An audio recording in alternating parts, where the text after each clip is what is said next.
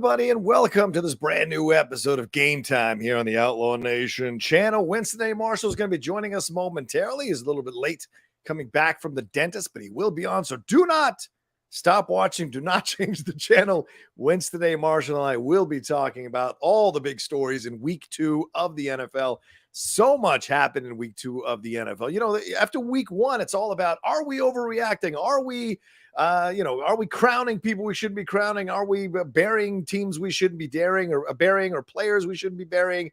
That's what week 1's all about. And if you're a supporter of your team, maybe if you get a victory, you're coming out of week 1 going, you know what? There's maybe possibilities. We didn't play too bad. But some of you also might be realistic about your team going, yeah, we won that one, but look who we were playing or look who we were up against. So let's see what happens in week 2. And certainly week 2 was full of a bunch of amazing games. Certainly those early games over the last 2 weeks have been full of some incredible nail biters and last minute heroics and miracle wins and near losses for teams. It's been incredible to watch. Last week, we almost had 3 or 4 ties in one weekend, which has never happened in the NFL's history, but it was on board. Eventually, we only got 1 tie, but certainly that was in play. And now this past week, in week 2, the early games, there were so many come from behind victories from teams that we didn't expect. And look, it wasn't just the Jets and the Browns, 2 teams that you could argue have not really been that great over the last few years, even though there was 1 playoff appearance for the Browns. They haven't been that great or underperformed. So you could argue, oh, well, that's just 2 teams going at each other, seeing who can stink the least in the end, right? But with the Ravens and the Dolphins, that was an incredible game with Tua really showing that he could possibly be the leader of this Dolphins team. And that's certainly been what's consuming the airwaves there on the sports. I was listening to a bunch of sports shows this morning, and they were certainly talking about whether this performance is one of those next level performances that changes the mentality around a player or the narrative around a player and changes that player's mentality to fully believe in what he's bringing to the table as a quarterback. And certainly the Miami Dolphins, who have been bereft of a quarterback, a consistently great quarterback since Dan Marino, would certainly welcome Tua finally being the answer. But it took an incredible effort from him and some blown coverages by the Ravens secondary, which is not really something you would think the Ravens defense is known for, but certainly watching them come back has been incredible. And the other game, Kyler Murray versus the Raiders, what a game that was. The Raiders were up on the Cardinals, and it looked like the Cardinals were going 0-2. I even tweeted out that I thought Cliff Kingsbury's job, he won't be coach of this team by the end of the season, which may still be a possibility. I even took a shot at Kyler Murray not reading the playbooks because I'm like, how can you be down this much to the Raiders? What is going on with your team? And I'll be damned if Kyler Murray, going back to the college days, brought his Cardinals back. That whole 20-second sequence where he scored the 2-point conversion and then moving around at the end there to throw that 2-point conversion. And then, of course, that fumble for Hunter Renfrow sealing the game for the Cardinals. So many things happened this weekend. We're going to get into all of them. The injury there to Trey Lance. We're going to get in some of the reactions after that brawl or melee between the Bucs and the Saints. We're going to get into all of it here on Game Time. But you know I can't do it alone. So I got to bring in my partner here who's hanging out with us, doing this for the NFL season. Fresh from getting some, crown work done, some cleanings, some new teeth. Winston A. Marshall, the swaggy blurred. What's up, brother? What's up? Fuck Mondays, bro. like I go to a dentist appointment for 11. Yeah. They don't let me out till right around 1. And not because they were like, man, your teeth fucked up, but because they just are behind. Yeah. And then I go real quick and I'm trying to leave the parking lot and someone's hits my car. Oh. And then this asshole would and not even on some ooh, my bad shit. Like, I'm at the gate to get out. Yeah. And this dude sees the guy in front of me go. And I don't even I'm not I'm looking at my phone and I don't see it. Homie thinks this is the perfect time to cut in and just clips in and then tries to blame me for hitting. I'm like, bitch, you jumped lanes, ho. So I was about ready to pop him the way Mike Evans decided he wanted to try and pop Lattimore for no damn reason other than being a little bitch. We're going to talk about it. Let's go. How are you, John? I'm good. I'm good. You're right. Mondays have been incredibly busy. I got up this morning and watched the first 4 episodes of Andor, had to record my reaction, then right into listening and reading all the stuff to get ready for the sports show, recorded an episode of the Cinephiles. So we're doing this right now, and then I'm heading off to a screening for Don't Worry, Darling, to see the drama in that movie, to see if it's worth all the drama off screen as well. So a very, very busy Monday. Hopefully no one messes with my car down the road. So no, I get it, man. I watched all of Andor last night, was up late doing the same thing, and then and now I've got Amsterdam this evening. Oh yes, right. Yeah, so same thing. I'm excited about it. I'm just like, why everybody fucking with my day to day, bro? Well, let's see if we can't pick up your spirits as we talk about stuff that went on week 2 in the NFL. Real quick reminder, everybody, Streamlabs and SuperChats are open. Help us make some money here, ladies and gentlemen. Send in your sports, send in your love. I know the Schmobot is back in motion over there at SEN, or the Christian Harloff channel. So for God's sakes, you've got to open up the pocketbooks for game time. You guys wanted us to come back, so show us how much you wanted us to come back with those Streamlabs and Super Chats as we go along. You see the Streamlabs address right above our heads, and I'll pin it in the chat in just a moment. But Winston, let's jump into it. Let's not waste any time here. You talked about Mike Evans. He was suspended for the game here. I think he's suspended next week as well for this brawl that ensued between the Tom Brady and the Buccaneers and the Saints. Tom Brady leading the Buccaneers to a victory over the Saints for the first time since Tom Brady became a quarterback for the Tampa Bay Buccaneers. I did not know he was 0-4 against the Bucs, even with Jameis under center or Taysom Hill under center. Tom Brady has not been able to beat these Bucs, but he finished 18 of 34 for 190 yards. He threw 1 touchdown, and Jameis Winston helped him because Jameis Winston loves to throw interceptions in tight games. And eventually the Buccaneers took care of business here over the Saints. Winston was 25 of 40 for 236 yards, did throw a consolation touchdown to Michael Thomas for all you fantasy fans that have Michael Thomas on your fantasy team. But the big moment is the skirmish that led to the ejections of Lattimore and Mike Evans. And then that also led to Tampa Bay getting motivated, almost the John McEnroe approach or the Jimmy Connors approach. And that motivated Tom Brady to kind of throw that touchdown to Brashad Perriman. So what do you take out of this game here, Winston? Tom Brady and these Bucs. I mean, Evans willing to sacrifice himself for 2 games for coming to the aid of Tom Brady. Certainly Lattimore started by getting into it with the Bucs sideline and then waved at Brady. Brady got pissed and it became a whole thing. Even Fournette got involved in this one, which I would never want to get involved with an argument with Leonard Fournette. So what do you take away from this game and the skirmish? That Mike Evans is a little bitch, and so is Tom Brady. I This isn't the first time that Evans has done this. Evans has started another fist fight with Lattimore in a previous game. I get it. It's a division rivalry and all that.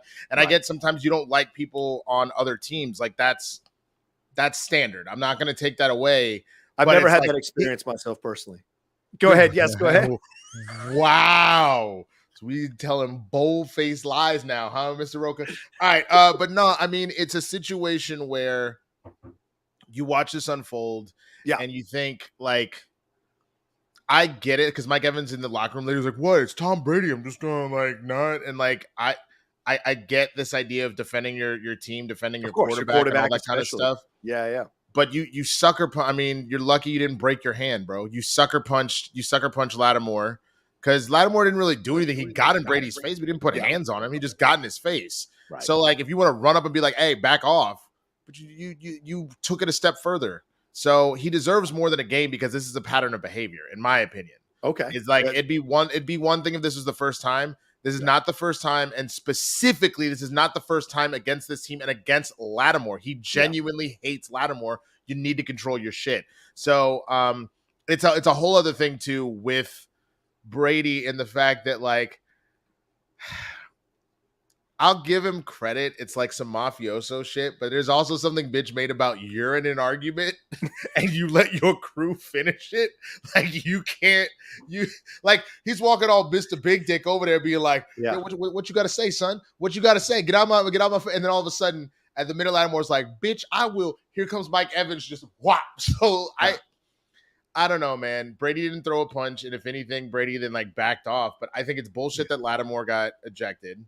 For being attacked. Yeah. You know what I mean? And Mike Evans deserves more games. Mike, and you're right. Mike Evans came off the sideline. Yes. He was all the way on the sideline and Yes. then ran around and Bro, absolutely sucker punched bro, or sucker pushed.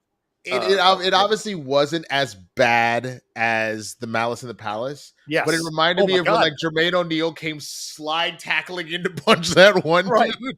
That's what it kind of looked This is like. this is Came what you're looking at flying here. in, bro. Because Evans comes around the side, boom! That's what Yeah. causes the problems there, and what's got him ejected.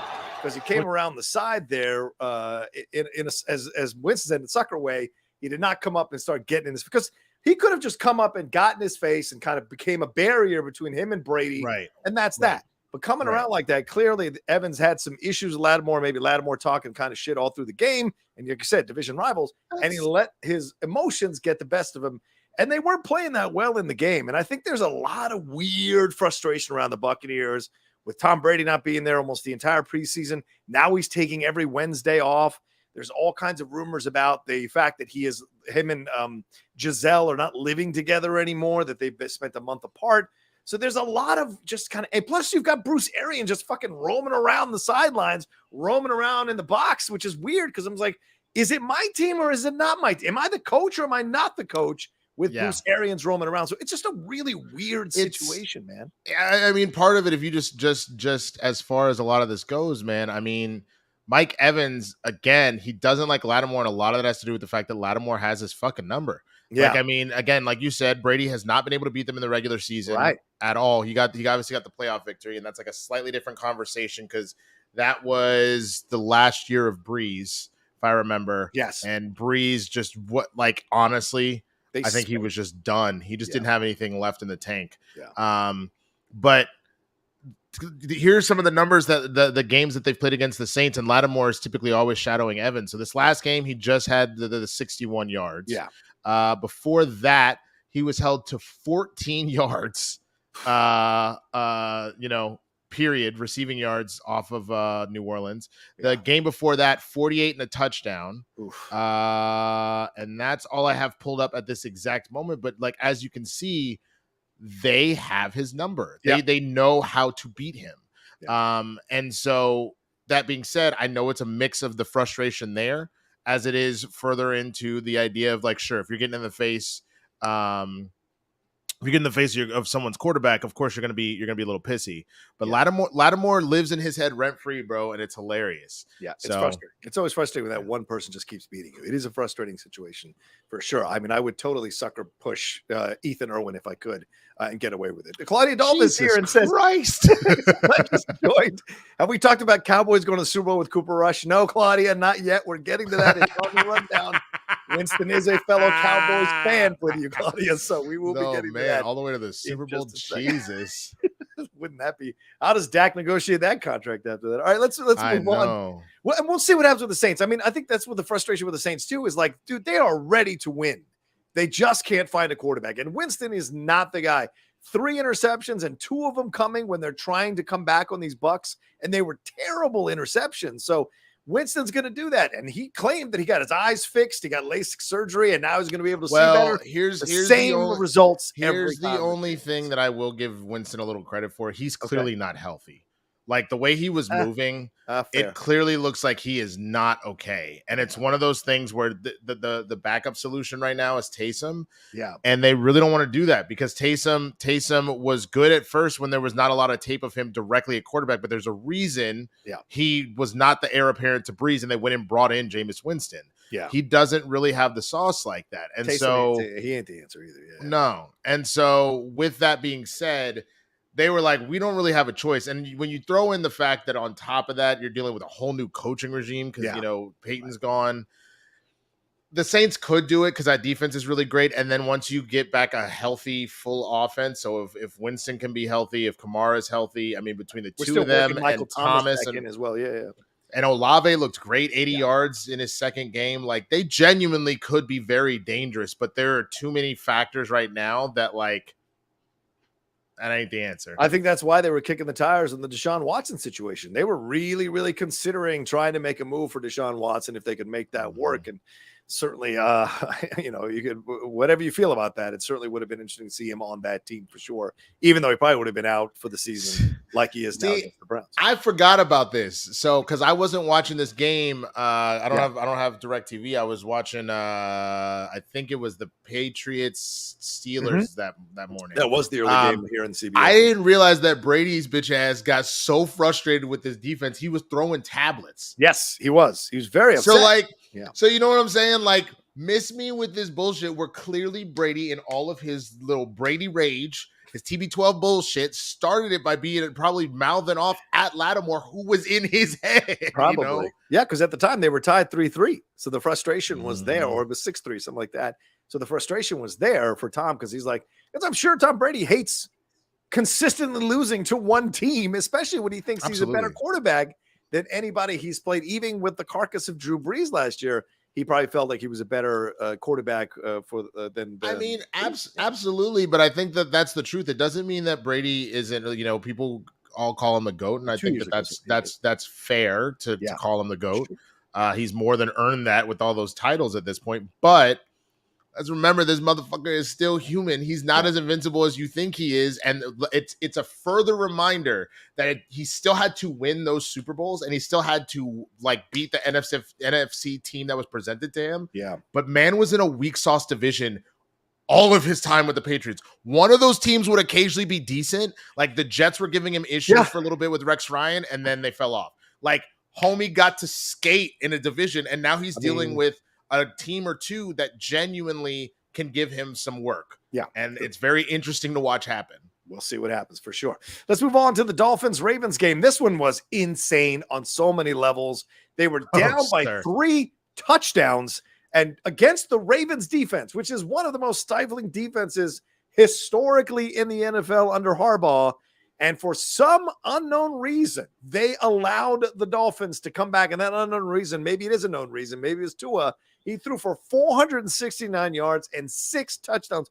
Those are Tecmo Bowl numbers. Those are numbers where you're playing Madden against the computer on the lower level where you can destroy the computer. Insane. 4 of them came in the fourth quarter. 4 of them came in the fourth quarter as the Dolphins rallied from 21 points down to beat. Everyone told me, all the Ravens fans, they hate us. So now we're talking about the Ravens. But look, this is the reason. Jackson almost always finds himself on the losing end of these situations. Tua threw a 7-yard touchdown pass to Jalen Waddle with 14 seconds left, completed the comeback with under 13 minutes. They did it in 13 minutes. They were down 35-14 with 13 minutes left in the game, and they did it. New coach Mike McDaniel is 2-0 now. Tyreek Hill's impact on this offense cannot be overstated. There's a confidence building with these guys. He had 2 touchdowns. So incredible stuff happening here. So do you take away from this that the Dolphins might be more for real than people think? Or was this just an insane meltdown by the Ravens? Where do you go with this game? I put this on a situation where the Baltimore is probably going to lose Lamar Jackson. You should have paid him his money. He hasn't signed the extension. You're right. He hasn't. You should have paid him his money.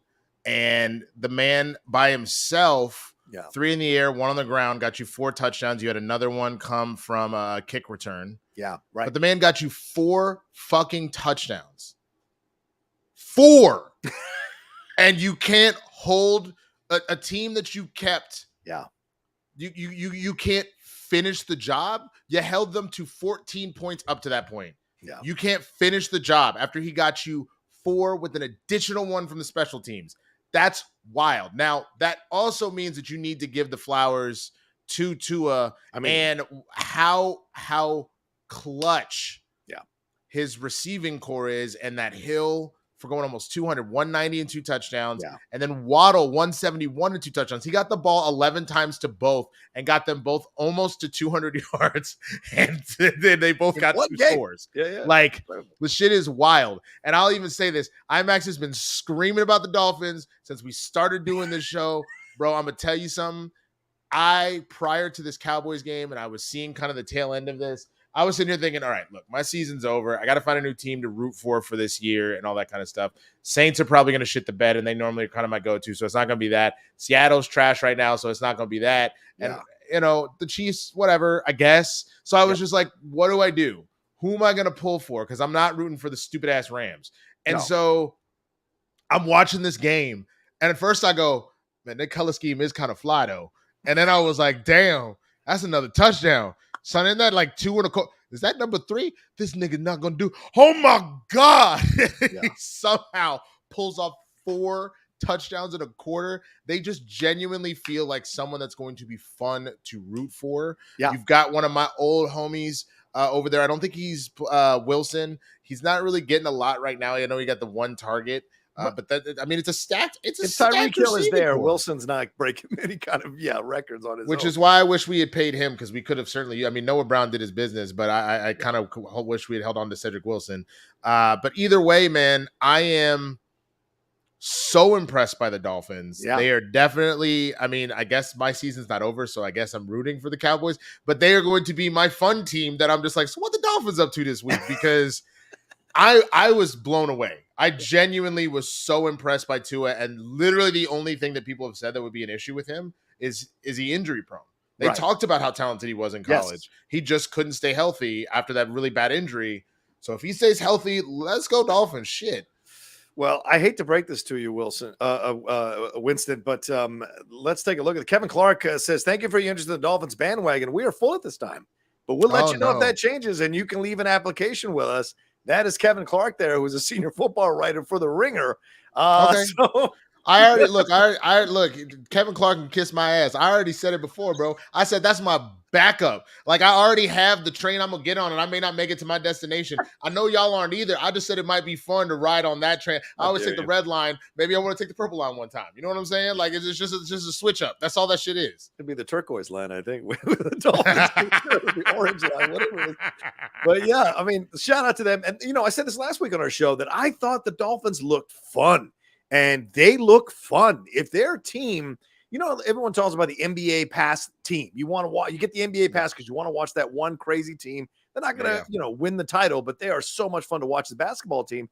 I think the Dolphins are that for the NFL. They are the NFL direct ticket team. You want to get direct tickets so you can watch every one of these Dolphins games, because Mike McDaniel seems like he's doing a great job coaching this team and has unlocked the potential. And I was listening to this morning to ESPN and Max's show, this just in, and they were talking about, like, it's a whole nother person Tua is now, because he's got a coaching staff that actually believes in him, whereas the coaching staff before under Flores did not. So you're seeing that there's a different approach. When people believe in you, it's amazing how much better you can be in a game, and how much faith you can have in your team to come back on the Ravens like this. Bro, it looks like my favorite games of the year are probably going to be the ones where I'm pulling my hair out in my own division, but it's probably going to be the Dolphins versus the Bills.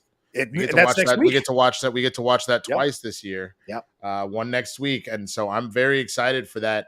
Obviously the Bills is everybody's favorite to go the distance, but after what I just saw to Miami, to be honest with you, and because it's a division rival, I put money on the fact that they split.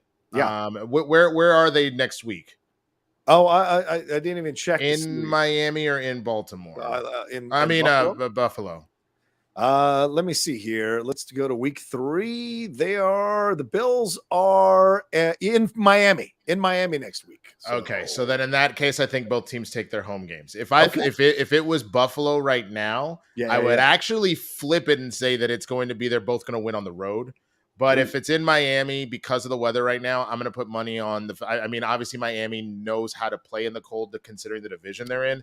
But I'm going to say that they will probably both take their home games. And then if they meet in the playoffs, I'm not going to say that yet. It's week 2. It's too easy to overestimate. But I definitely think they both will take their home games. The Dolphins look too good to just let the Bills walk all over them, to be honest with you. Fair enough. All right, let's see. We got a super chat that's come through, or Streamlabs that's come through. Ladies and gentlemen, send in your Streamlabs and super chats. We've got over 80 of you watching right now. Make sure you hit that like button as you're watching the show. Later on, if you're watching it, so a lot of you watch after we're done, please hit that like button and leave a comment down below. And also, we've got a thanks thing that I've instituted on the YouTube channel here. So if you want to send some donation, you can send it by hitting thanks and send in a certain amount as a thank you for doing the show. So for those of you who are big Game Time fans, there's multiple ways you can contribute and help us on the show. Norval 510 says, question, are we going to have a John Kitna situation again where a backup quarterback somehow performs a miracle for the Cowboys but they still put in accident-prone Eugene. Wow. I mean, look, because Dak right now could be back in the next 4 weeks. Winston. Yeah, if Cooper goes 4-1, I really hate how it's one of those situations that, you know how they say if you don't learn your history, you're bound to repeat it. Yep. We literally just watched this happen about half a decade ago with Romo. Right. I guess almost a decade now, because this is year 6 for Dak. But like, where Romo was constantly getting hurt, there was a point where like he took a couple injuries, and then those things just stack. And they're not even necessarily because you're hitting the same thing. Sometimes it was because he broke a lot of ribs. Yeah. But it's one of those things where it's like your body starts to try and adjust, especially if you're not fully healthy and you go back into it. Right. And so if he is genuinely healthy in 4 weeks, fine. Yeah. But like, I would much rather keep him out the 6 to 8. Either Cooper Rush will keep you in this motherfucker, or he won't, in which case we just figure out what we do at that point. Now, I get it. As an organization, you don't just write it off after 2 weeks and go, nah. Especially after this win. I think if we were 0-2, maybe you're like, well, maybe we don't rush Dak back in here. Right. But now that you got it, but that's the thing, man, is like Dak was pretty damn good last year. Why did Cooper Rush look more poised than fucking Dak did? It's a good question, man. Can you answer me a question, though? Like, what did Tony Romo hurt on this play? I just want to know what he hurt on this play. Was it something like, what was it? His pride? Was it his ribs? What did he hurt on this play, Winston? Can you tell me? That's cute. Would you like me to go and pull up the footage of RG3 buckling because you guys don't know how to dare you? RG3's God. Because you don't know how to manage your team. Miss me with that bullshit. You just gonna take shots? How dare you? We're talking about the Cardinals and the Raiders. Why are we doing this? Let's move on to that. Absolutely. And we'll get more in depth on your Streamlab for sure when we get to the Cowboys section of the show here. But Murphy's 59-yard overtime fumble return here. Defensive back Murphy there from Hunter Renfro's fumble, who fumbled twice in the period here. And eventually led to the Cardinals winning this game over the Raiders. This was insane because they were losing 20-0 after they had gotten destroyed by KC at halftime in Vegas, at the Vegas home opener for the Raiders. They were down 20-0, but insane Kyler Murray went back to college almost. It felt like we were watching him in a time machine, and the Raiders weren't able to like tackle him or get near him. There's that 20-second video, which I don't know if I'm allowed to play here on the show without getting in trouble. He scrambled around and eventually scored the 2-point conversion. And then later, that scramble where he found the receiver in the back of the end zone there to get them into overtime. And eventually, as I said, Byron Murphy Jr. picked up the Hunter Renfrow fumble, went 59 yards for a touchdown with 3:51 left in overtime and finished the rally. I mean, the Cardinals were down 23-7 with less than 9 minutes left in the game. And somehow they found their way to come back and win this game. So you come out of this, certainly last week, I was ready to bury Cliff Kingsbury. I was ready to bury Kyler Murray as a guy who didn't study the playbook. And certainly when you're down 20-0 at halftime after that first week's game, you're like, yeah, this team is done. I even tweeted out that Kingsbury won't be the coach by the end of the season. Is this an illusionary reprieve, or do you think that this is maybe finally Kyler Murray waking up, the team waking up, everybody getting back on the same page, and then going forward here and doing a great job here in the first half of the season like they did last year? Or is this a matter of the Raiders not being as good as we thought, and poor Devontae Walker is stuck on a team where he's not even going to make or smell the playoffs? What do you think? Let me put it to you this way. Some of the greatest movies that we've ever seen, especially the comedies, have a decent amount of improv that go well. Even the dramas. Like there's one. No, I'm dead serious. Well, you're right. Django Unchained. I don't know if you knew this, but there was the scene when he is when Leonardo DiCaprio, Candy is talking to Christoph Waltz and Jamie Foxx. Yeah, he's like doing his whole speech about the size of the black man's brain and all this stuff, and he shatters it. And then he cut his hand, and he ends up like rubbing on Kerry Washington. It was a lot of drama there because it's like, dude, you got real blood on her and all that kind of stuff. But the point is, it was a very impassioned scene that brought some wildness out of there that you were like, holy shit. Yeah. I'll give Kyler Murray that. But guess what? Django Unchained isn't a fully improvised script.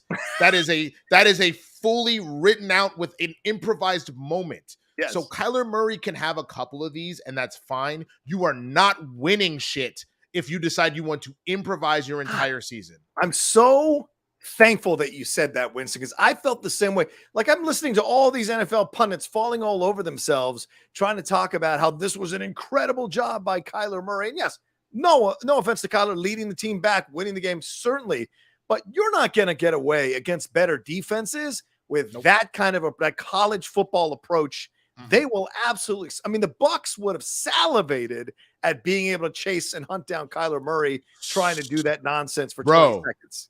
Yeah, I would have salivated to watch Micah Parsons like just like a hungry. Oh my God! Yeah, because you know who would have caught Kyler Murray? Micah Parsons. That dude is so damn fast. Like, it's not. It's just it's one of those things where, and I was watching Undisputed this morning, and they were talking about it. And they were saying that, like, there are reports that, like, genuinely him seeing, like, his version of game tape study is playing Madden, that he's watching how this stuff kind of plays down. Cut it to a certain extent, fine. Okay. To a certain extent, fine. I will give you that. Okay. But you still need to be on top of your shit. And it's one of the, because I even think of, are you looking at the play real quick? As you talk, because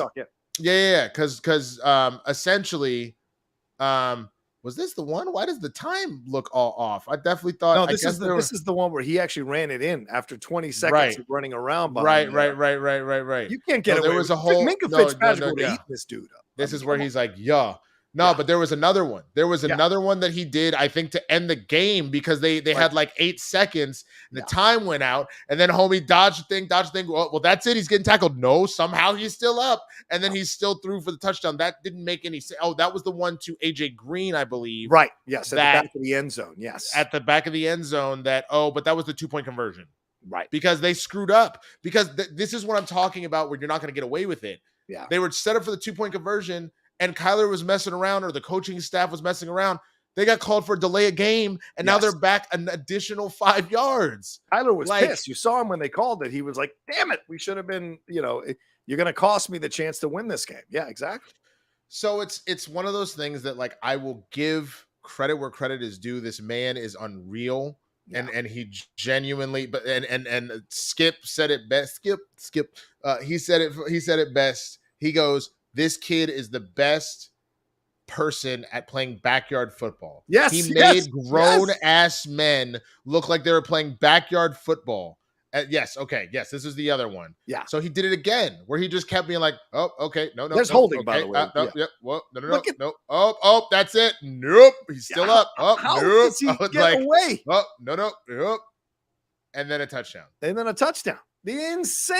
Insane what he was able to do here. Oh, that one was dropped. They had some more time left. But the fact that he stayed alive, that will only get you so far. Right. And, like, it is so fun to watch. But if I was a Cardinals fan, I would be kind of upset, because I'd be like, bro, you have 60 game time minutes to do this. Yeah. Why are you waiting till the last fucking second to start doing this to people? Do this to people off your first drive. Yeah. Let me show you something, Winston. Kyler Murray was celebrating after the game, and a Raiders fan slapped him in the face. And let's take a look at this. This is him. He ran into the stands. Kyler's running into the stands to try to celebrate with some Cardinals. And then he gets smacked right there in the face, and he wants to go at the fan.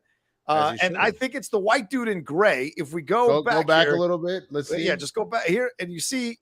So Kyler's celebrating. He's getting a big hug from one of his guys there, one of the supporters, and then we see this hand come out right there. See the guy on the other side? Yeah, he's about to hit him. Yeah, he's on the other side of that black guy. Him right in the face. And that is absolutely the dude in the gray, the white dude in the gray, who is wearing a gray shirt, which means he's I think a Raiders fan, slaps Kyler in the face. Now, Kyler tries to go after the guy. I think he goes after the wrong guy, because the white dude's like, hey, dude, you're great. Yeah, I was just saying I'm a big fan of yours. And we never see that, but it's absolutely the dude in the gray hair there who took a chance to slap at Kyler. And I saw some people saying, like, oh, he should be a bigger man about this. Fuck that nonsense. Just because you go into the stand doesn't mean, like, hit me in the slap you in the face. Yeah, I should be a bigger man. Like, it's already ridiculous that they ask, like, NBA players, because you don't have as much direct access to the players in the NFL. There's such a bigger margin on that field of how close you can actually get. But the fact that you could be at an NBA game and like some of the richest people will sit up here and call LeBron the N-word, Yes. say it to his wife, and say it to his mama. Like, miss me with that bigger man shit on a certain level, sure. But in this case, you put hands on me. You're lucky I don't tune you up. And IMAX said it the best, man. Them Cardinals fans would be like, bitch, they should have lit that dude up for Kyler. Like, do not put like, you can celebrate all you want, but don't slap nobody in the face. Yeah, that's your damn mind. Exactly, especially as a white guy slapping a black guy in the face. Motherfucker, grow the fuck up. Like, to me, that's nonsense, and you're taking a cheap shot because your bitch ass can hide in the stands, right, and play that whole game. So to me, I think that guy should be banned forever from any Raiders game for doing that, because that's your people are like, oh, you should know that going into this. No. I don't all of a sudden stop being a human being, stop having rights as an American citizen, that you can commit assault and battery on me because I happen to be slapping hands and celebrating with like the 5 Cardinal fans that showed up in the entire Vegas to cheer me on, Dude, that's across the board. I am of the mindset that you don't put hands on somebody just because, like, especially like ever. Yeah. Unless you're defending yourself, but not because they did their job. You know what I'm saying? Like, you can cuss them out all you want. You can boycott. You can do whatever it is, but like, don't put your hands on nobody. Yeah. If he tried that in Miami, he would have been dead. That's probably true. Josh Mabry says, unlike the Bengals, the Dolphins' O-line has gotten better.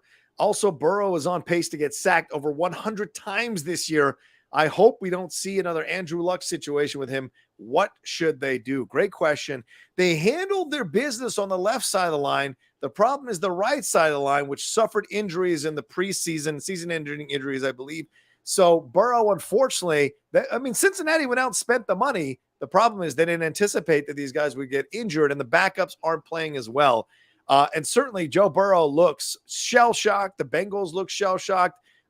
Here going in 0-2 now after the first 2 weeks of the season against a backup quarterback in Cooper Rush and a divisional foe in the Steelers. So 2 bad losses for them. I don't know what they do because I don't know how many O-line members are sitting out there that they could really plug in to the situation. And I don't think Burrow stays in Cincinnati to become an Andrew Luck situation if this is something they don't. Oh, shit. What's up? I just went to go try and see how big Joe Burrow is. This motherfucker shares a birthday with me. Oh, that's welcome. Great. Welcome, Joe. You about like what, 9 years too late? I'm your senior and shit. But what's up, birthday twin? No wonder you got hit by the car. That's just like he got hit by the O-line. So yeah, it makes sense now. It kind of makes sense. But what do you think about this, Winston? What do you think they can do? I mean, do you think it's trade for better O-linemen there to solve the problem on the right-hand side? I mean, you are that was the big thing that I heard a lot of people talking about. You are going to end up in a situation where Joe Burrow will retire early. Like, if you do not protect him, there's a reason that there's so many players, especially because Burrow will have made a few mil before he's out. Obviously, like he was taken in the first round, I believe. So he's already making multiple mills right there. He's already made it to a Super Bowl. Yeah. Like, there are things that he will want to accomplish, but I would not be surprised if there are things that he decides, I'm done. Yeah. Like everybody wants to be a multimillionaire and be rich, but Andrew Luck, it was easier for him to get out because those injuries were pretty gnarly and he came from money. So he was like, look, I don't need the money. I already know that I was one of the best to do it. I'm not going to he was like, fuck this. I'm not going to ruin the rest of my life over this. Yeah. And we've seen a number of players start to do that where they're in the prime of their career, but they're like, the juice ain't worth the squeeze. I'm already a millionaire. I'm out. Yeah. And I would not be surprised if that happens with Joe. I don't want to see it happen. I would love to see this kid like ride out and be one of the greats, but you haven't seen Andrew Luck come back and hang out on the sideline. You haven't seen Andrew Luck be hanging around the Colts facility. Like, he's left. He's gone. He has moved on. And certainly Burrow, if it gets bad enough for him, that's certainly a possibility because that guy is good looking, young, and white. So he's certainly going to have a lot of opportunities in life. So who did the Bengals play last week? I forgot already. The Steelers last week. They played the Steelers. Okay, so the Steelers defense is like not bad. It's not bad. You still had TJ Watt because TJ Watt got hurt last week. So like with TJ, that's like pretty damn scary. Yeah. But I truly believe that we're a slightly better defense than them.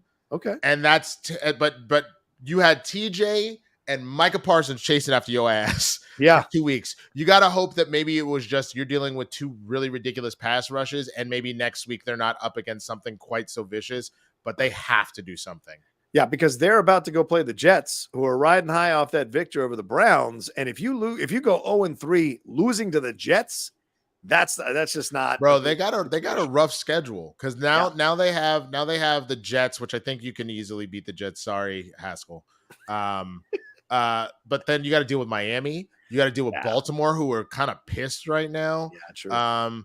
You got to go to New Orleans, which again, that defense is what makes them scary. So you're talking about getting hit a whole bunch more. Yeah. And then you can kind of coast against Atlanta. You got to deal with the division rival in Cleveland, and then you are kind of can coast a little bit with Carolina as well. Like, I mean, that you got some rough matchups coming. You got some rough matchups coming. Poot Shoot Riot says, how well do you think Kyle is going to play after the new Modern Warfare game comes out? Oh, that's a wrap, bro. There was a story apparently that he threw a birthday party. Oh, and homie went up to his room and locked the door and was playing video games while people were at his house to celebrate his birthday. They had to come knock on the door and be like, yo, Kyler, here's some food, bruh. Do you want to come and hang out with us? Like, what the fuck? That's funny as shit. Let's see here. Hill Nellums sent in a Streamlabs as well. It says, glad to see Game Time is back. As a Giants fan, I've never been less excited for a 2-0 start. Daniel Jones is not a good quarterback. I know Kafka as an OC is a significant upgrade from Jason Garrett, but to only come out with 2 field goals on 2 straight TOs, not inspiring. Yeah, I don't disagree with you. Who? The Giants. As a Giants fan, he's not excited. And I don't disagree with you. I've never been a fan of Daniel Jones. You guys are squeaking by in these games. This is the flimsiest 2-0 I've seen in quite some. Remember the Bears when they were like 6-7 or 6 or 7-0 that year, and everyone was like, "This is not real. This is an illusion." Same thing with the Giants. So, I mean, Daboll must feel good that he's got them to this point, but they're about to start playing some real games and some real teams, and it's going to be a nasty situation. And no, Carolina under Baker Mayfield is not a real team, and they got lucky against Tennessee. And if the Bills mollywop the Tennessee Titans tonight, then you'll know what kind of team the Tennessee Titans actually are. So it's going to be very interesting to see what happens. Yeah. Also, Matt Thomas, do your researches, do your Googles, bruh. TJ Watt got, as I remember, and I just looked it up, got hurt in the 4th quarter. Yeah, he was fucking up Joe Burrow. And then he tore his pec in that 4th quarter because he had 1 sack and 6 solo tackles and 3 tackles for loss. No, TJ Watt was destroying them. Yeah. But then but it doesn't matter because of the fact that there were 7 sacks from that team on Joe Burrow. He's in trouble.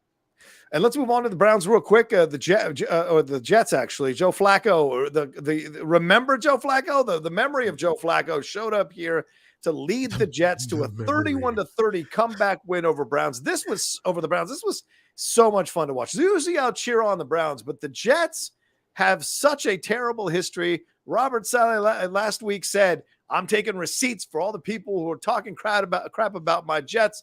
We are going to be good this year. And it looked pretty bad with them against the Browns. And then all of a sudden, Joe Flacco came back and led this team to victory. They recovered an onside kick, which helped them go down and win this game, which was insane. According to ESPN stats, teams had won 2,229 consecutive games when leading by at least 13 points in the final 2 minutes. Leave it to the Browns to be the team that breaks that streak and loses, even though they were up by 13 in the final 2 minutes here. And Flacco led the team there to victory. So this is insane because they wasted a great Nick Chubb game as well. Got 3 touchdowns from Nick Chubb. Bro, and Nick Chubb had over 100 total yards from scrimmage and 3 fucking touchdowns. How do you blow that? Yeah. How do you blow that? Jacoby Brissett throw a terrible interception there at the end, and you also have a bad secondary that gives up way too many wide open blown coverage touchdowns to Jets receivers off Joe Flacco's arm. So Haskell, celebrate, enjoy this. You only beat the Browns, but Who knows? Maybe, Only just beat the maybe. Browns. You know, You're so disrespectful. I'm just saying.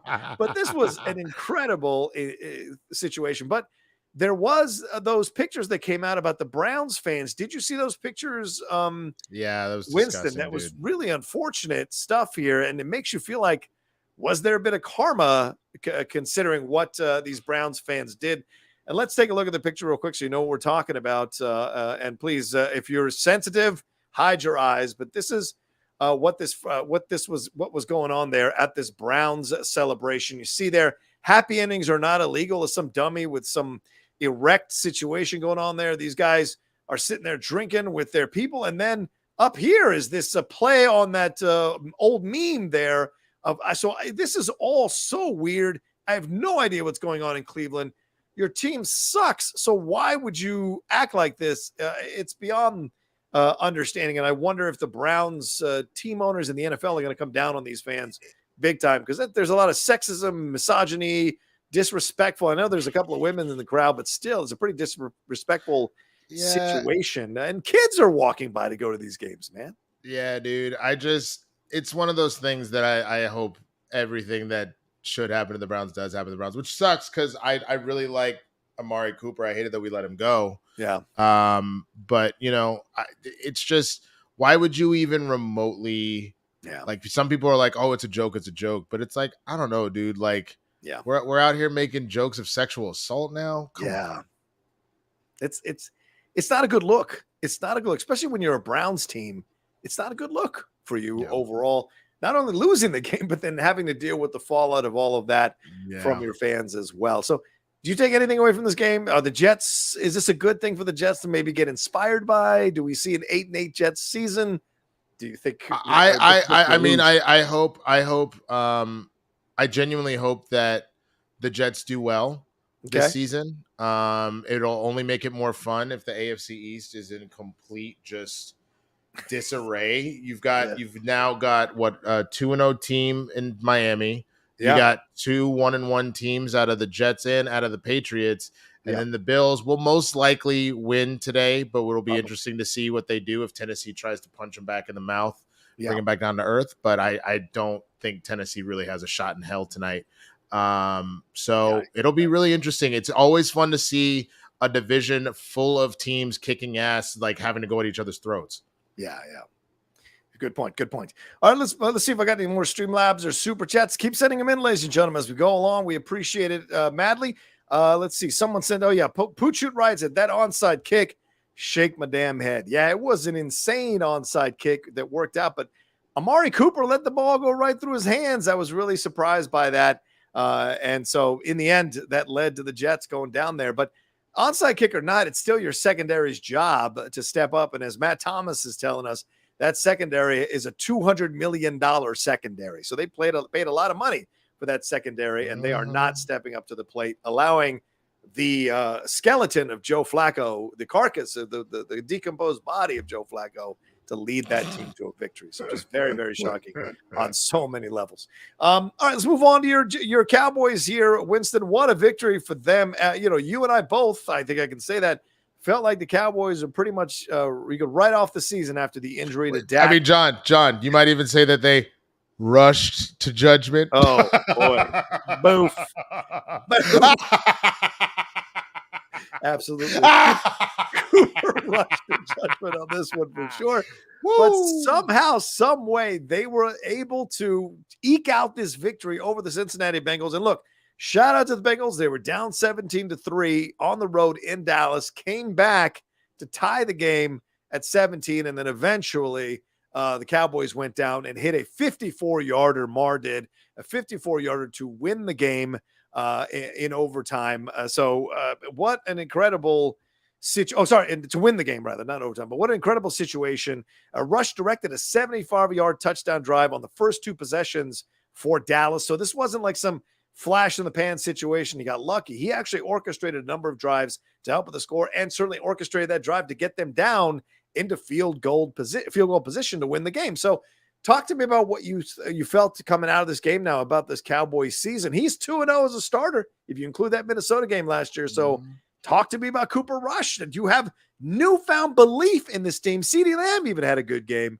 So do you have newfound belief in these Cowboys now? I mean, look, dude, like you said, Cooper Rush is 2-0 as a starter. Yeah. That is something to be said. You're talking about a team in Minnesota last year that was looked very dangerous on paper and could be, given the right circumstances, and by all accounts we should have lost that game, and Cooper Rush made it happen.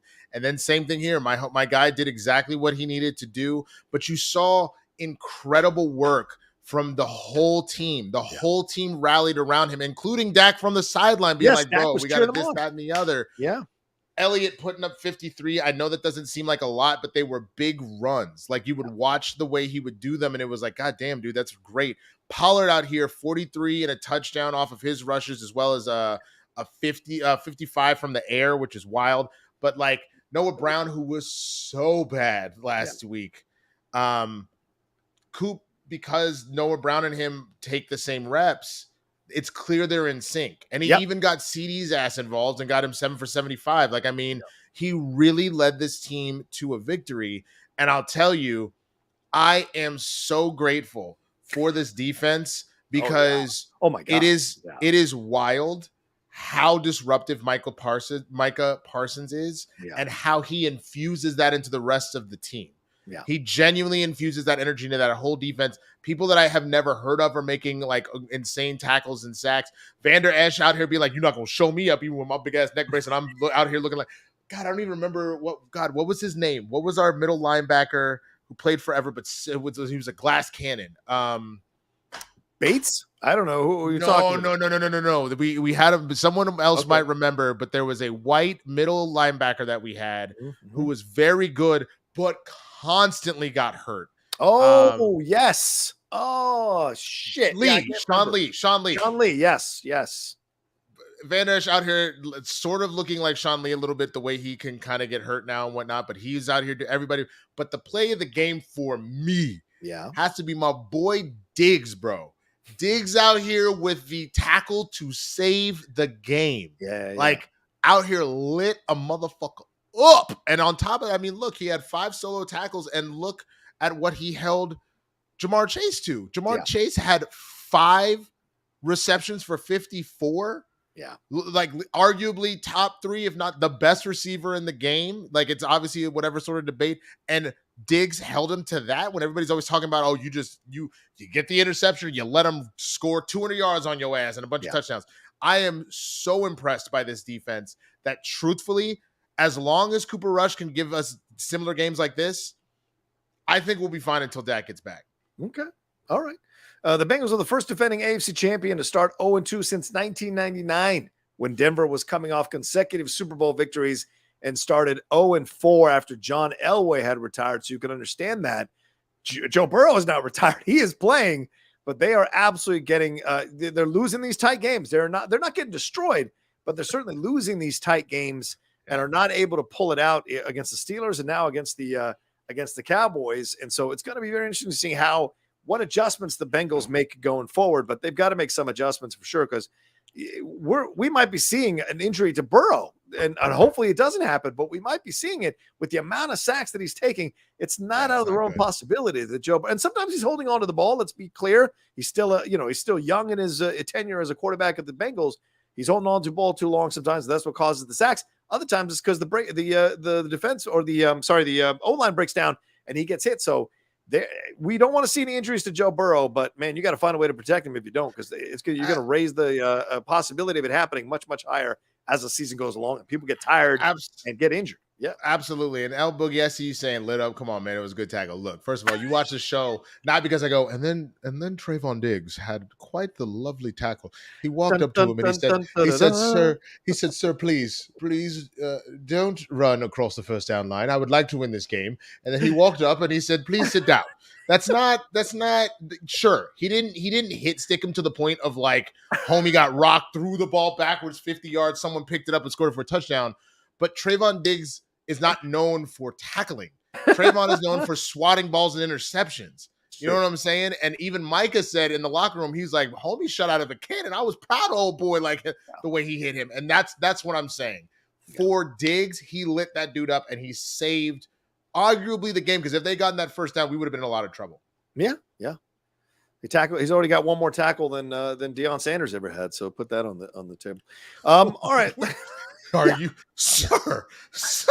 I love how he calls himself the GOAT and he wouldn't tackle anybody when he played in the NFL. Well, because he didn't need to. Because he would literally he'd be like, "Oh, you need me to tackle? How about I just take the ball back for 6? Don't you put some goddamn respect on the GOAT's name?" Look, he's a Florida State Seminole. I got respect for him. Of course, I got respect for him. All right. Well, we'll see what happens. And certainly the Cowboys now. I mean, this looks to be like not as bad of a schedule now for you guys. I mean, the Giants are certainly a winnable game. My Commanders, even in Washington, don't look like they're going to scare anybody. Then you're going to have some tough tests against the Rams. Eagles could be either way. And then you got the Lions, which who knows what condition the Lions. To be honest, I'm a little worried about that game. I know that sounds weird. Which one? The Lions game? All of the games coming up, wow. The Lions game is the one that scares me. It sounds weird to say that, but it's just from the standpoint of, let's see, they said 4 weeks. So 2, 3, 4. So that means he's coming back around Philly. Right. Which, again, you said it's a toss-up as a division rival, and it's Sunday night football. I think we'll be fine. It's playing against Detroit, and the reason why, they're hungry. That offense is explosive. Like, I still think that defense, top 5 defense, might even be the best defense in the league by the time the season is over. Maybe. But they've got some weapons, bro. And maybe this is Hard Knocks painting this picture in my brain of the Lions just doing the damn thing. But, like, bro, I would not be surprised if all of a sudden Dan Campbell runs out on the field and tackles somebody. Like, if my Washington defense had showed up yesterday, we could have won that game. We were coming back on that team, and we just kept giving up too many touchdowns in the fourth quarter every time we tried to come back, because we scored a bunch of touchdowns second half. We just could not stop them at all. So you might be right. Jared Goff, God forgive us, Jared Goff could be finding new life here in Detroit, just as the Rams are sinking or feel like they're cratering. Jared Goff could be lifting these Lions up to the next level and possibly, dare I say it, possibly the playoffs. Oh my God. Who knows? I don't want to get too on that, but who knows? All right, let's move on here. Oh, do I have any more Streamlabs or Super Chats? I don't see them. Keep sending them in, people. Keep sending in your support. You see the Streamlabs address on the graphic there. It's also pinned in the chat. You wanted us to come back, send in your support. For those of you who are watching later, you can always hit that thanks button that's there at the bottom next to the likes and all that, and send in some money for us here on Game Time as well. All right, let's move on to the next game we've got on the rundown here, and that is the Chiefs. This was on Thursday night. Rallied past the Chargers to win the game 27-24. Patrick Mahomes threw for 235 yards with touchdowns to Jerick McKinnon and Justin Watson, and Matt Amendola, who was the fill-in kicker for Harrison Butker, took care of business. But the Chiefs defense really handled their stuff against Justin Herbert, because it really looked at the halftime like these Chargers were going to expose the Chiefs. And yet again, because I think they won last year as well, and we're going to get a victory here in Kansas City. But the Chiefs bounced back and kind of showed people that their opening week 1 victory was no illusion. They're hungry.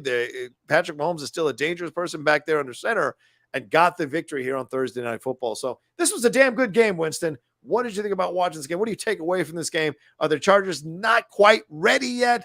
And are the Chiefs now really announcing themselves week after week that they are a team to be reckoned with again in the AFC? The Chargers aren't ready. And the reason why is I remember seeing all I was working. And so the game was on in the background. I was over at the House of Blues, and the game was on the background, and I just pulled up Twitter real quick at halftime. And the sheer number of memes of Austin Eckler fantasy football owners being like, why the fuck has this man run the ball 4 times? What are you doing? He is one of the most dangerous people in the backfield. Why is this man run the ball 4 times? He ended with 14 carries off of 39 yards. And I get it that they were putting up a strong run defense there, but figure something out, bro, because Eckler, to be that deadly, and I'm glad that towards the latter half of the game they got him involved in the passing game. But how you let a weapon like that go to the side, knowing what you're up against and knowing what Mahomes is capable of, like, God damn. But it was a very interesting game to watch. Herbert is the man. I will give him credit. Herbert is, obviously we know Patrick Mahomes is, but Herbert is the man. And it's so cool to see so many young quarterbacks actually come in and do the damn thing, because how many have we seen come in and they just fizzle? They're not good. Like they're genuinely not, but Herbert is good. Burrow is good if you can keep him upright. Like, you know what I'm saying? Like, even Trevor Lawrence is having a decent season so far. Like, you know what I'm saying? Like it's cool to see the next generation come in and do some work. Yeah, I know. I agree. And look, Justin Herbert, 334 yards, 3 touchdown passes. He did all he could. I mean, even on that fourth down, he threw a 36-yard dart on that fourth down play that kept them alive. So I just think this is a good lesson for the Chargers. And it's good that it's coming early in the season, Winston, right? They're like saying, okay, we're not there yet. We thought we could be there yet. We thought we could be that frisky team that would maybe knock off the Chiefs in Kansas City. We certainly played like that in the first half. But you got to understand, when you're a champion, it's a 4-quarter football game, not a 2-quarter football game. And so you've got to show up for all 4 quarters. And I think this is a great lesson for the Chargers to take back and go like, okay, if we want to get to where the Chiefs are, where the Bills might be headed, we have got to be able to win games like this. What can we do mentally to be ready to win a tight game like this in the playoffs down the road? Because that's when it's really going to matter. So this could be a nice little wake-up call for the Chargers in a positive way. I think my favorite part about this game is I think they said that it wasn't his first game, so he did play in week 1, but Jalen Watson's 99-yard interception for a touchdown, man. Yeah. Like they said something along the line, like I saw some story where like homie did end up getting drafted this year in the 7th, but I think like a year or two before, he was like working at like Wendy's or something like that. They said he was working at like a fast food place, and he was just trying to figure out how he was going to continue to make his dream happen and whatnot. Right. And then he got the opportunity and got drafted, and he fought for that fucking, like, because it's 7th round. Yes, you were drafted, but you still got to fight to make sure you make the team. So like for him to do that and then to turn around and have a 99-yard interception touch, like, bro, that's how you start a career, baby. That is fighting for your dream. That was awesome. It was incredible for sure. Let's move on to our last game in the first section here, and that's the New England Patriots relying on defense to edge out the Steelers without, as you said, TJ Watt. Mac Jones threw a would-be interception that Nelson Aguilar took out of the defender's arms and made a touchdown out of it, which was incredible. I don't know how that's not offensive pass interference, but I guess they're both fighting for the ball and got the touchdown, and that was enough because this Mitch Trubisky-led Steelers team is really impotent on the offensive side of the ball, and the Patriots got their victory 17-14. My personal opinion here, the Patriots are not good. They are not good. If you're struggling like this against a Trubisky-led Steelers team, no matter what the defense is, that says volumes to me about where you're at as a team. And so right now, yes, congratulations, you're 1-1, but I don't have any faith in you making any noise this year as a team. And the Steelers on the other side of things, they should just sit Trubisky and start the quarterback they drafted there, to Kenny Pickett, to step in there and become their main guy. Because Trubisky's not lighting it up on the offensive side of the ball. So let the kid get in there. He played well in preseason. Let's see what you got. If it's a lost season, you might as well get him some reps. You might as well get him in there to get used to the pressure of playing. And who knows? Maybe he's like another Cooper Rush, can step in here and start to lead this team to some victories and inspire the team to get behind him, because Trubisky looks like he played in Chicago, not like he played for Buffalo. So it looks bad. But I would say it's too soon. I think the standard practice is you go through those first 4 games. And if it's really like you're not going to do it, bro, then what else do you have to lose if you think that you could still, salvage the season? Yeah. But it's one of those things where you just kind of have to be like, well, it is what it is. But yeah, I'm not good for the Patriots, especially because a good friend of ours, Roxy's back home right now. The movie that she was in. Oh yeah, that's right. Was in a film festival in Boston. Yeah. So she told me she was with all her family for the festival on Saturday. But then Sunday, she was getting the crew together and be like, we'll cross our fingers that the Patriots can put something together. So I'm happy for her that she got this dub, but they don't look dangerous at all. They look like they have a Belichick defense, which can like hold it down. Sure. Great. but you can't force points. They were barely able to kind of piece that together. Like, they started off like decent, but like a touchdown a quarter against a team that can put points up, that ain't gonna cut it, bro. Yeah, that's not gonna cut it. You need to be able to keep pace. And that you lost last week, and then you barely squeaked this one out. Yeah, and you look at the schedule for the New England Patriots here right after this game with the Steelers. They've got the Ravens next week, who are going to be pissed after their loss. So they're coming up to New England. Then they're at Green Bay.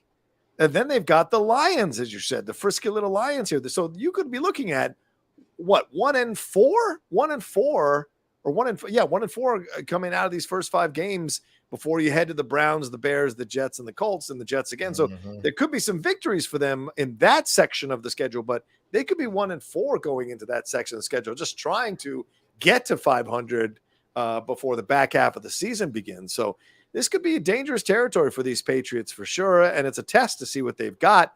And Mac looks like kind of like Joe Burrow. They both seem to have taken a little bit of a step back here this season with how they're playing and how their teams are playing around them. Absolutely, man.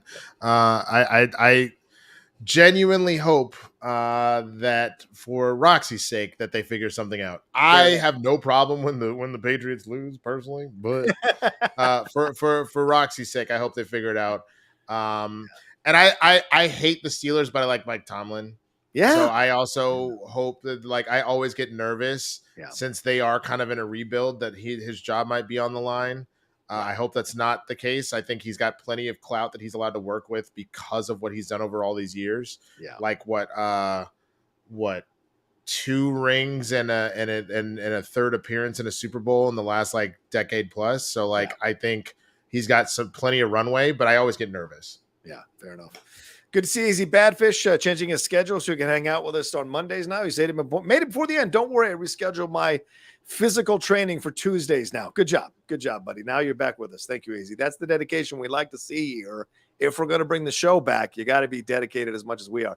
Booty Shoot Riot says that body slam. I don't know what he's referencing. Was there a body slam? You didn't see the body slam, bro? No. Who was the body slam? Oh, Lord. Travis Kelce got slammed like he was being hit with the rock bottom, bro.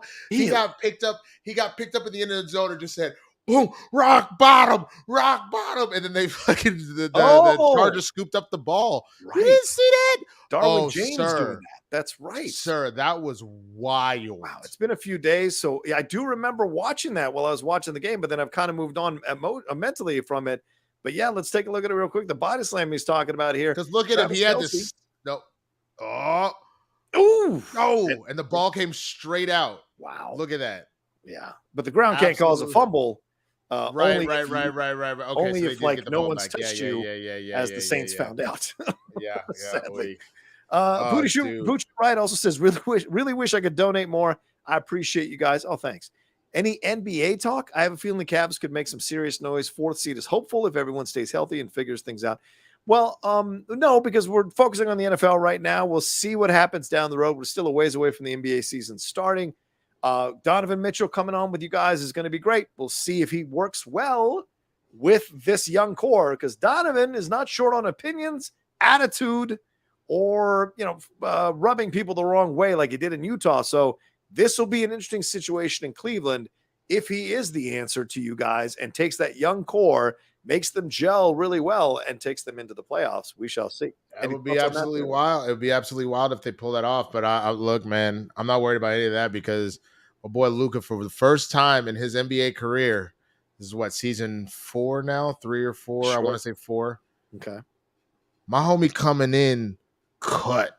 He coming in shape, bro. I have said this over and over. If Luka comes into the NBA season, not fat, but fit, like ready to go, that's a wrap, bro. Because he's doing that as Fuka, fat Luka right now. And if all of a sudden he can do that as fit Luka, that's a wrap. Like, damn. Fair enough. All right, let's see if we got any more Streamlabs SuperChats. Send them in there. We're coming into the back half of the show here, and we're going to hit the rest of the best of the rest of the NFL here. The Aaron Rodgers and the Packers leaned on Aaron Jones there, and got the victory over the Chicago Bears 27-10. Matt Stafford and the Rams held off the Falcons thanks to a Ramsey pickoff there at the end by Marcus Mariota. They were on the precipice of beating these Rams and having the Rams go to 0-2, but Ramsey got that interception to save their asses, and they won 31-27. Jimmy G, which we're going to talk about here, comes off the bench after Trey Lance has his right ankle broken, and he is out for the season. So now Jimmy G is their quarterback, and he leads the 49ers past the Seahawks, who were thumping their chests after beating Russell Wilson and came crashing back down to earth against the 49ers, 27-7. The Giants, Saul is in the chat here, so the Giants, give a shout out to the Giants, 2-0 for the first time in 6 years. They beat the lowly Panthers 19-16. All right, you're 2-0, but we'll see what happens tonight in Philadelphia if you stay in first place. The Jaguars blanked the Colts and won 24-0.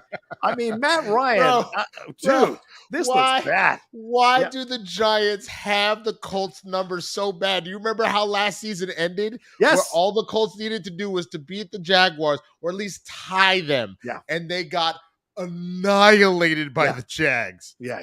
And guess who was their quarterback? Carson Wentz, who was our quarterback and almost threw away the game against the Jags last year. So clearly against last week, clearly the Jags have gotten in the minds of the Colts team overall, whether they're still on the Colts or not. Russell Wilson led the sloppy Broncos to a win over the Texans. I don't know what Russell's got there in Denver. Everybody thought Russell was going to be the answer, but after 2 games, they're barely scoring any points. And they lost to the Seahawks in a close game, and they beat these shitty Texans by just 1 touchdown. And then on the other side, Jared Goff threw 4 touchdown passes to lead the Detroit Lions over my Washington Commanders. That was a rough game to watch.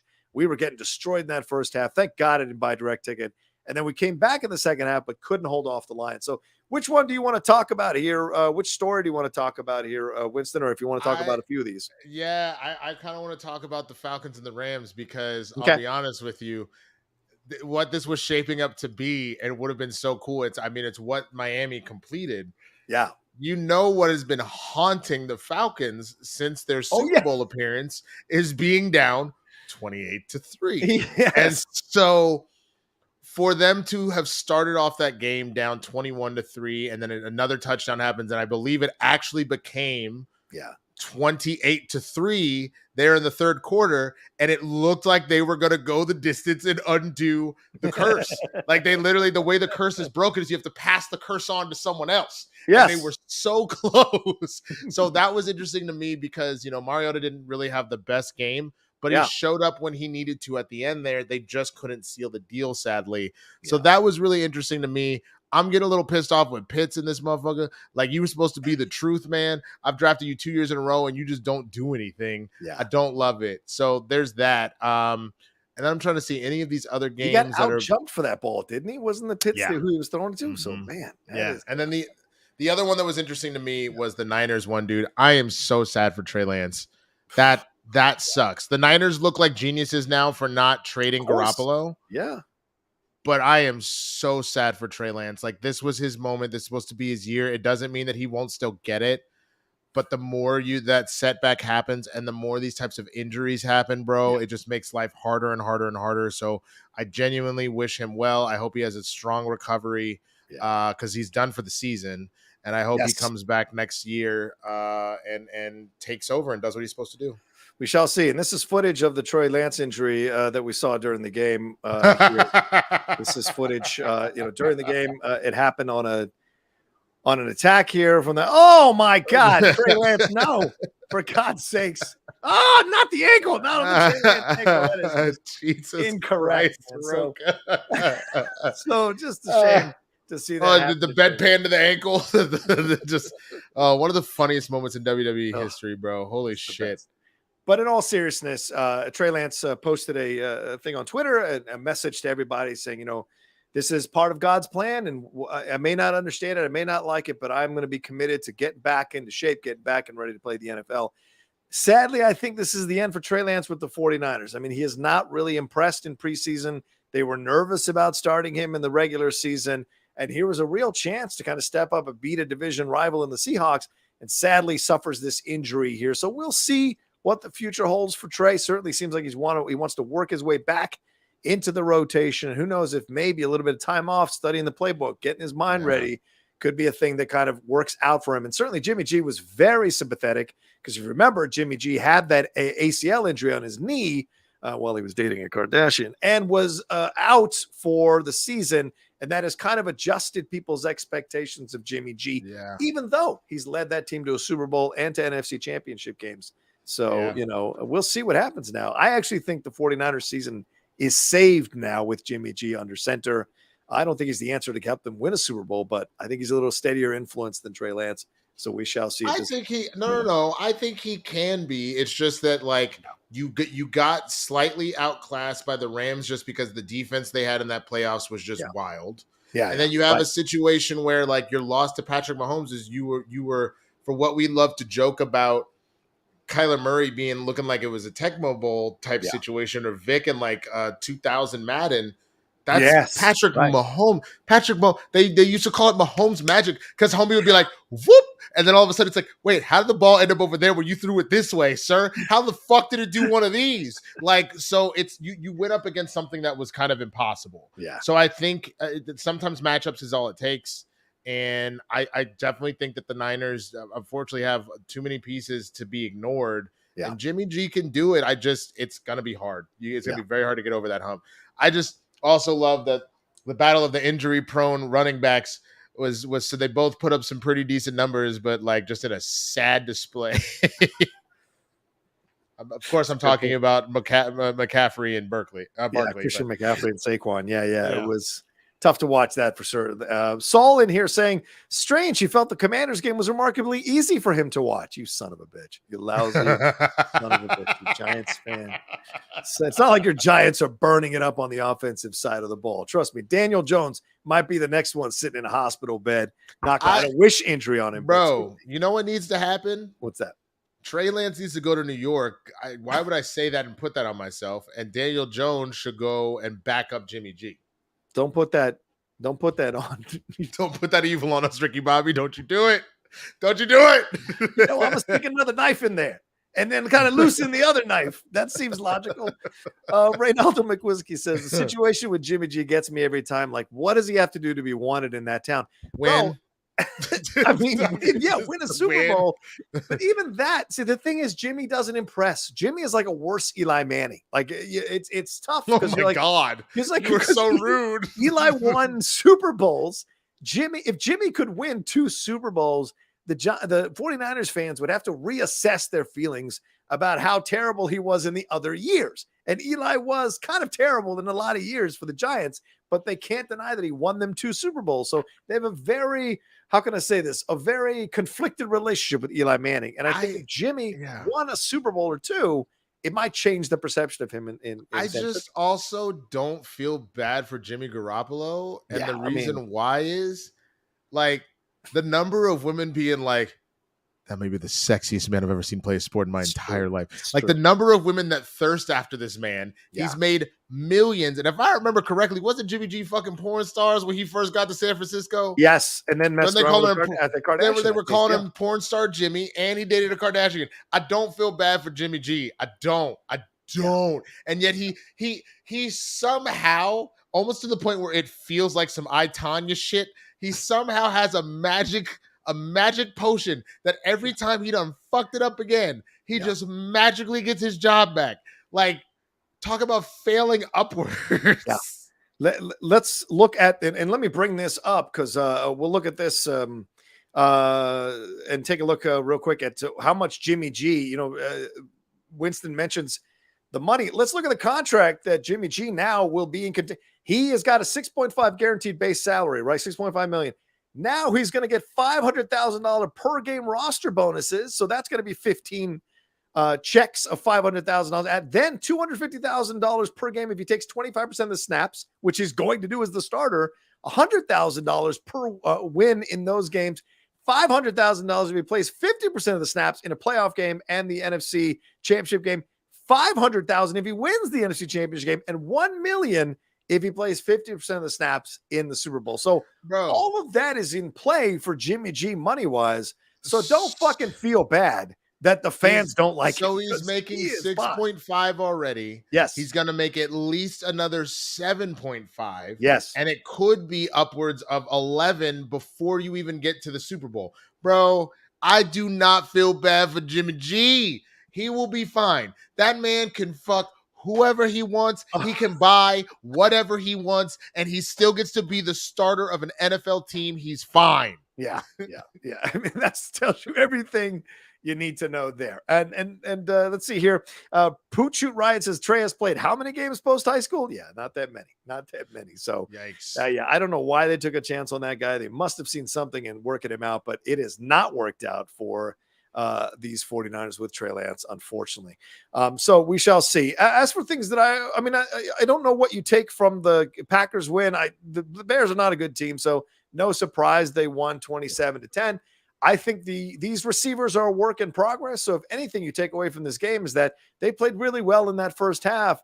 They didn't play so well in that second half. And Aaron calling them out in the post-match interview, I think, or post-game interview, is a great thing because it kind of keeps the fire lit under these rookie receivers or second-year receivers and gets them to be even more focused and concentrated. So it seems like he's taking that role there to kind of get them mentally in the right frame of mind for all of this. And the Jaguars, I'll say this, he looked good, Trevor Lawrence, against those Colts. I mean, he was slinging that ball all over the place. So maybe, just maybe, give the guy a little bit of time. Doug Peterson, certainly they gave my Commanders all they could handle last week, could have won that game. So this may be a Trevor Lawrence second-year renaissance here where we're seeing what he can really do as an NFL quarterback. So don't be surprised if these Jaguars get some surprising W's as the season goes along, because he's got receivers, he's got a good defense, and he's got good running backs. Who knows? Bro, the two things I will say, man, which is kind of wild, is the first, the reason why people in San Francisco don't fuck with Jimmy G. So remember, he joined in 2017. Right. He started 5 games because he got injured. Then the next year he went in, he started 3 games because he got injured. Right. Then he started 6 games because he got injured. Right. And then he finally played a nearly full season last year with 15 games, but he also got injured. He didn't get the full 17 in there. So that's part of the reason why they don't want him. They're like, bro, are you going to stay healthy? Which is probably why they're freaking out about Trey Lance, because they're like, Jesus Christ, we can't get a healthy quarterback to save our lives. Yeah. But then the last thing someone said, F it, stick it to every Kardashian you can. Hell no. I want you to go and look at every dude's career. Yeah. With the exception of Travis Barker. Travis Barker from Blink-182. Yeah. No, the drummer. Oh, the drummer. Sorry. Yeah. He's doing great. Right. Miles Austin, hot as hell when he was dating Kim Kardashian, and then his career completely tanked. Right. You had Reggie Bush, hot as hell when he was dating Kim Kardashian, and then his career fucking tanked. Yeah. Jimmy G, Travis Scott, you had that horrible accident that happened at Astro World. Yeah.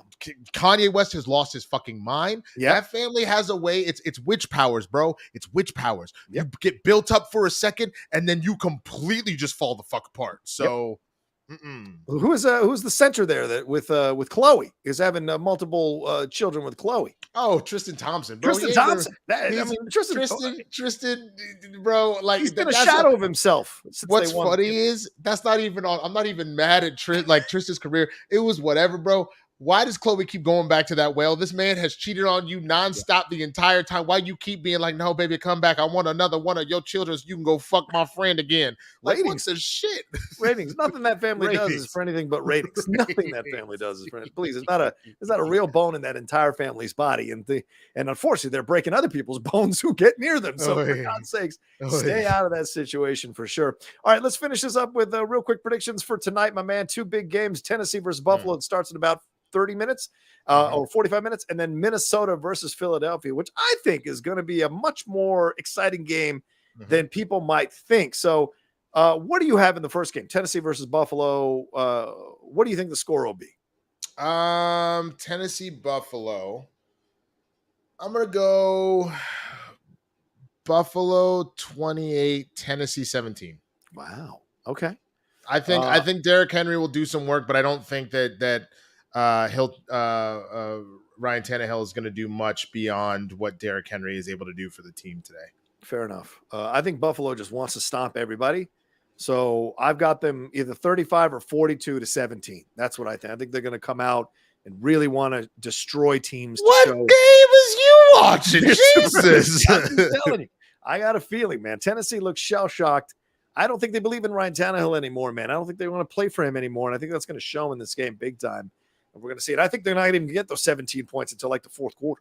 Like, I just don't, I just have a feeling the Bills are going to be wanting to destroy teams. You know, when people feel themselves, all they want to do is decimate the opponents every week. So yeah. I mean, look, dude, I remember watching Smets on his way to winning the belt the first time, bro. You remember that one against against Hector where he was just like Iron Man, boom, bitch, and he just walked off and he was like, whoa, like it was bad. Those were legendary. Like it was legendary KO. So it was like throwing the shirt in Mance's face after you win. Minnesota versus Philadelphia. What do you got in that game? Minnesota versus Philadelphia. For the sake of fuck the Eagles, I'm gonna go Minnesota. But I think it's gonna be pretty tight. I think it'll be 24-21.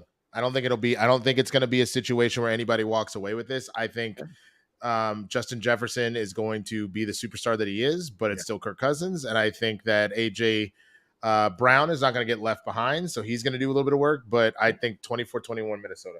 I got Philadelphia winning this game because it's in Philadelphia. And I think they win 38-35. I think it's going to be a barnstormer. Your games are so high.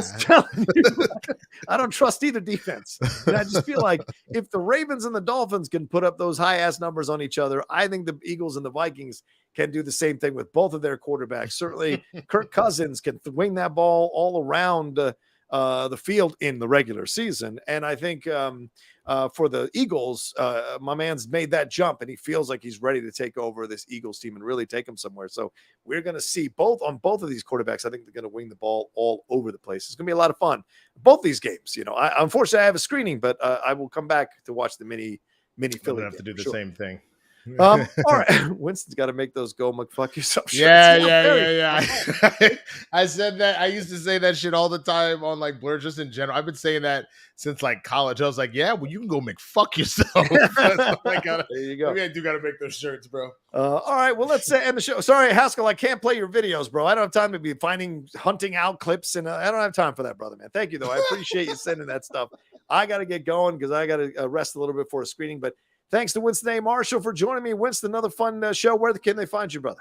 Right there at the Swaggy Blurred. You see it on both places down below, right here on the side. I've got my my next Law and Order Sports Victims unit coming out probably tomorrow. That was good. I watched it. That was good. It was funny, right? It was fun. Look, I can take shots at myself. You know what I'm saying? Good. I mean, you laying prone on the ground. That's like, that's a brave man. Dude, the thing that killed me is my homie texted me. He goes, "Yo, the idea was already funny, but he's like, seeing you on the ground, beer bottles around you. He's like, bro, I legitimately laughed out loud. I was like, thanks, bro. So yeah. The next one of those is either going to come out later this evening, but because of the screening, most likely tomorrow. Got it. But follow me on TikTok, follow me on all the platforms, man, and then you can check out my reviews for I need to go actually put that out right now for Atlanta. The final season. Been doing that with Matt Thomas. That'll drop in just an hour or so. And we'll be doing it for the whole season, as well as good first 2 episodes. Oh my God, bro. The first one was great. The second one, I was like, what is going on? And I was like, okay, let me be patient. And then the twist happened. I said, sir. So check out all of that stuff. And then obviously Capes and Cows over the Christian Harloff channel every Friday with Coy and Christian. So that's everything on my side, man. All right, man. As for me, you can follow me at The Rocha Says on Twitter, Instagram, TikTok. Please subscribe to the channel. For some reason, we can't get past 23,700 over the last 3 weeks. It's driving me insane. So for the love of God, subscribe to the channel down below. Get us to 24,000 as soon as possible. It's not funny, but the way you said it was kind of damn funny. For the love of God, we can't get past 27,000. I don't know what we were consistently growing. And ever since I got COVID, the channel's kind of hit a roadblock. and we're only picking up 1 or 2 people a day. And it's like, come on, I'm putting the content out for God's sake. So get us to 24,000. It's not funny, but it's funny, bro. I'm sorry. Like I want you to grow too. Obviously, I'm on one of your shows, and you're my friend. It's just the way you say things sometimes. I'm like, Jesus Christ, bro. It's true. It's true. I'm just saying, please, people, subscribe to the channel down below. Hit that like button on this thing. Share it on your social media. Put that hashtag game time on it as well. And then we will talk to you. Have a great rest of your Monday. And we will talk to you next week with another brand new live episode of Game Time here on the Outlaw Nation channel. Peace.